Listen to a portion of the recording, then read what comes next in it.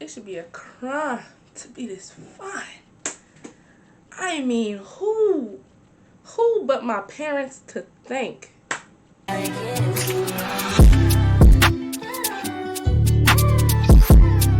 What's up, y'all? Welcome back to my channel. It's your girl, Naya Athena, and today is another movie review. You already know what time it is.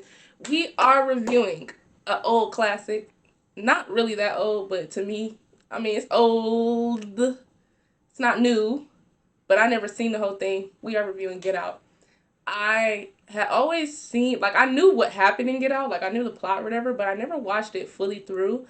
And I noticed, like, when I was watching it fully through, like, the emotions that it was taking me through, I'm like, oh, like, it really ate, like, it really did what it was supposed to do. And you know, Jordan Peele do not disappoint, ever.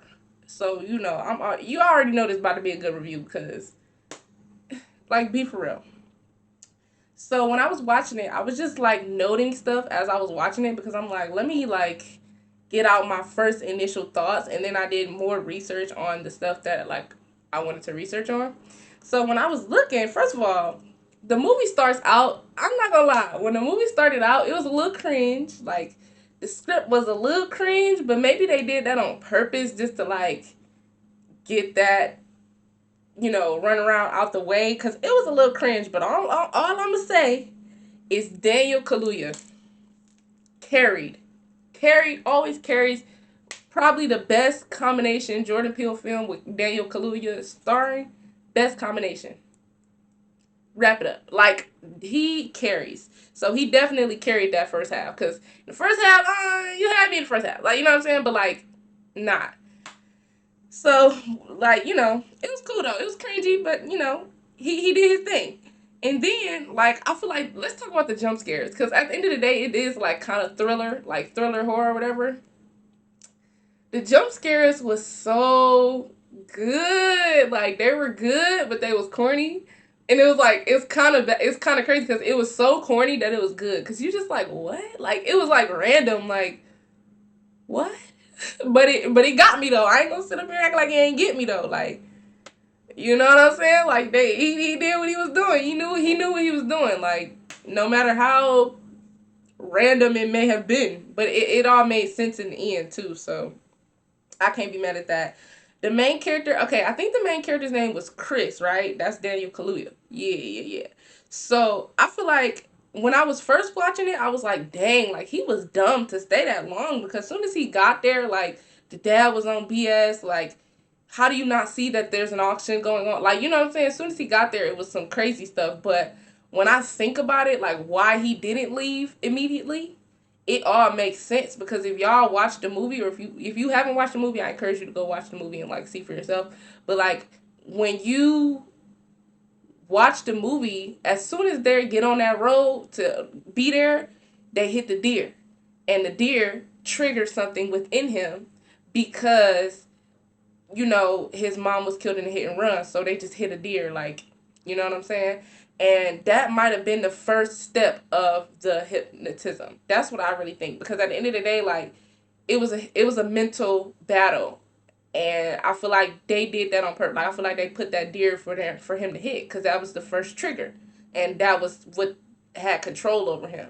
So when I was watching, I'm like, dang, like he should have been left. I would have been gone. But you gotta think, like, he already was triggered the moment he got there. So at that point, it's kind of like a spiral effect. So it made sense. Like, I started to kind of understand why he stayed so long. But then when you think about, like, he kind of broke free from the mental chains. Oh, it's so deep, y'all. It's so deep. Let's talk about the funny friend. I don't even know his name. All I know is he was TS motherfucking A. Period. TSA. And honestly, like, I live for him. Like, he was so funny. Like, he had me rolling, like, especially because he came in like a little later in the movie. Like, he didn't come in funny, which I can appreciate, because we don't always need a funny friend right off jump. Like, maybe the funny friend is just here to come and say today. You know what I mean? And did. So, so he was just so funny. And it's crazy because when the friend was coming to his conclusions, I don't know if y'all noticed, but in real life, when you are the funny friend and you have dark humor and you get into situations with your friends, you be like, what if they was trying to have us in the basement chained up to the wall? You know what I'm saying? Like, and it'd be real specific, it'd be real realistic. 9 times out of 10, the funny friend be right, and it's crazy because dude was right. Like, to some extent, like his first conclusion when he finally called him and said like, "Bro, look what's going on." His first conclusion was like, "They sex slaves." Period. Like, and he was not wrong. So I just find it funny how they don't never listen. Y'all be laughing at us, but we be dead serious. Like, we be right though. I'm saying ain't nothing. Don't put nothing past nobody, cause you don't know what's going on. This world too big. I'm like, dang, that's crazy. Like, he really was right though. Like, he really figured it out. Like, off the information that was presented to him. And I feel like also, I don't know her name. I should have looked it up. Her freaking, it might have been, I don't know. Whatever. The maid, her acting was phenomenal. Do you hear me? Phenomenal acting. I have not seen good acting like that in a while. It was so good. It was so good. And I mean, there's nothing else to say about it. It was great. It was great. But I feel like ain't no way that Chris, the main character, ain't no way Chris saw her crying and still like reassuring him or fake reassuring him. And then his first thought is, this bitch is crazy. What? If I seen that, bro, that should have been, proof. Like, how do you be like, this black woman is working for these white people and she's kind of off, but she's crying right now, but she's telling me everything's okay. And you know they hypnotize folks. And your first thought is, she crazy. It ain't. Are you serious? Like, how do you not connect the dots? At that point, you should have connected the damn dots. Like, ain't no way. But I was just like, all right, like, I guess. Like I said, maybe he was already hypnotized before he got there. I feel like that's really what it was. Because ain't no way. I feel like he shook off so much, like, so many obvious things. And I feel like, come on, bro. Like, but I mean, he still made it out. So I guess it don't matter. But at the end of the day, like, that could have all been, well, could it have been, though? Because those niggas was smart. Like, could it have been avoided? Because they was smart. Like, they were geniuses. Like, they do that. So I don't know. Because it was a lot of like pieces and parts that I feel like they really accounted for, and they was so smart with it because they been taking folks. So it's like, I don't know. Maybe he was like kind of doomed from the start, and he really just got lucky when his friend put the funny friend put the freaking pieces together. But yeah, like, her acting was so good. Like, oh my God bless her. She has some good acting skills.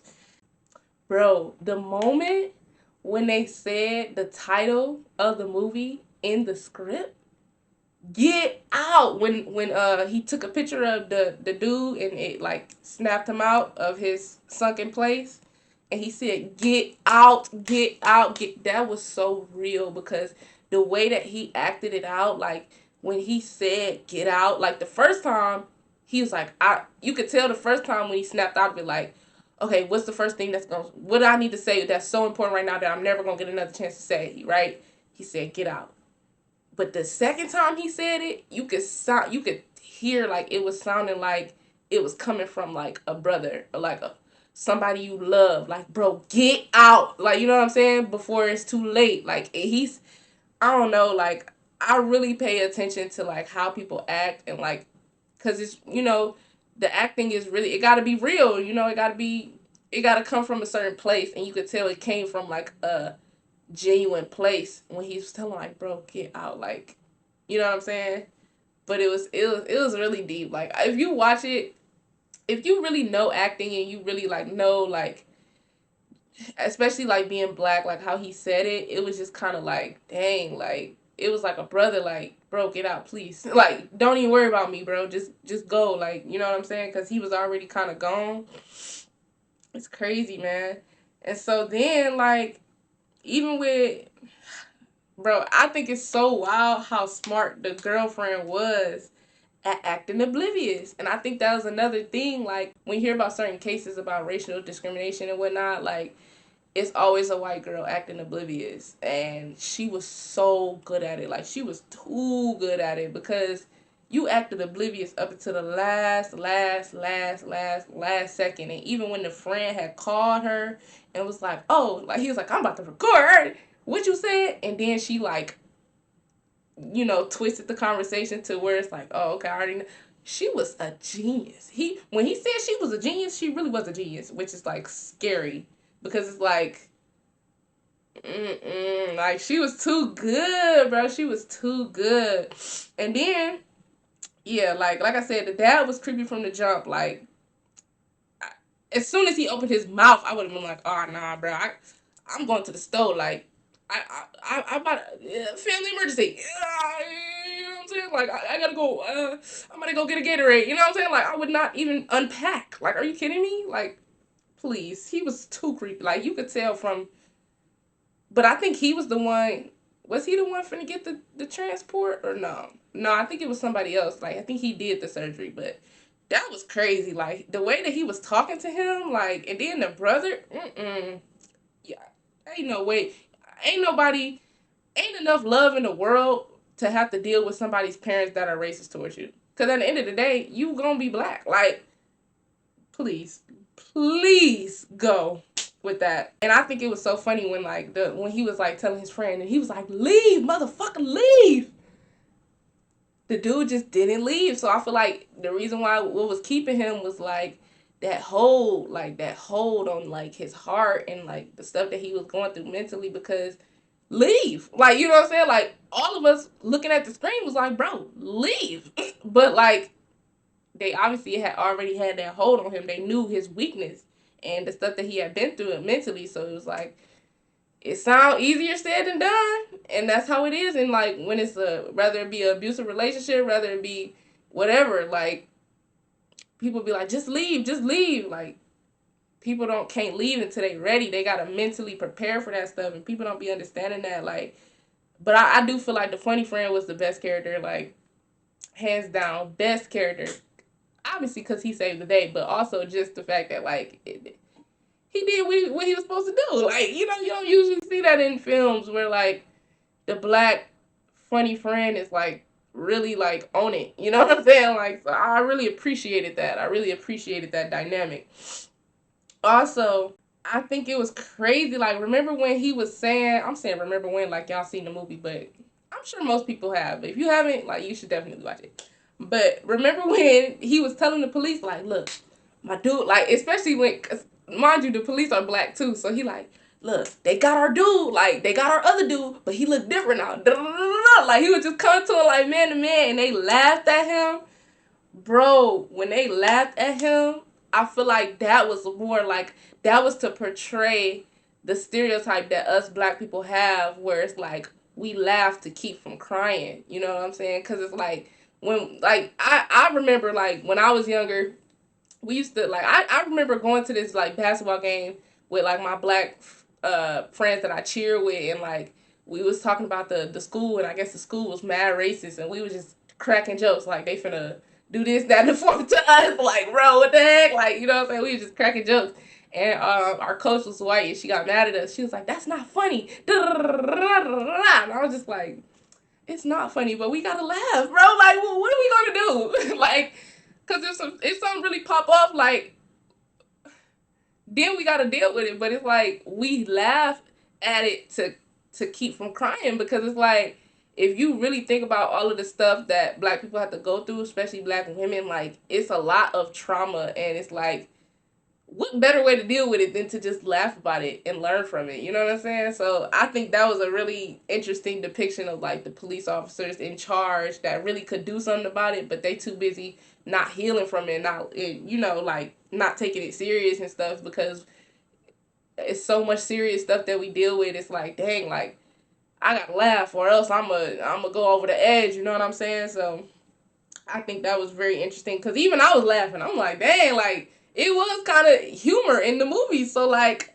it's funny. Like it's funny because it's like, dang, like it's funny because it's true. You know what J. Cole said, all good jokes contain true shit. So I'm just saying, like it was very interesting, like that dynamic. And like considering the movie is dark comedy in it, like I know I laughed, so I'm like, Well, that's a wake up call. We gotta sometimes we gotta take some stuff serious, like, or we could laugh about it but still take it serious. Two things can be true at once, because it's kind of like a trauma response, like laughing at stuff.